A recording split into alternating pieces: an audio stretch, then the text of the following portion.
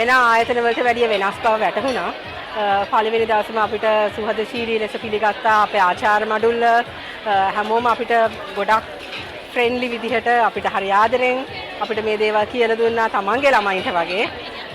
ඒක නිසා අපි ඔක්කොම මෙතන ඉන්න අය පිටරට වෘත්තීන් සඳහා යාම සඳහා තමයි මේ ආයතනයට පැමිණියේ. අපි මේ ආයතනයෙන් ලොකු ගොඩක් දේවල් ලබා ගත්තා.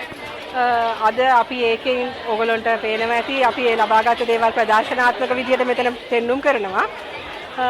මම ඉල්ලා සිටිනවා ඒෂියන් ලංකාවෙත ඉන්න අයට මේ ආයතනයෙන් අපි මේ කරපු දේවල් බලලා ඔයගලන්ට ගොඩක් දේවල් ගන්න පුළුවන්. මේ ක්ෂේත්‍රයේ ප්‍රවීණයන් වෙන්න සඳහා අපේ ඒෂියන් ලංකා ආයතනය වෙත පැමිණෙන්න ලෙස.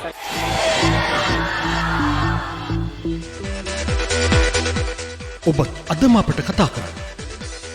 ඒෂියන් ලංකා ඇකඩමි සත් සමුදුරින් එහා ජීවිතයේ දිනන මඟ.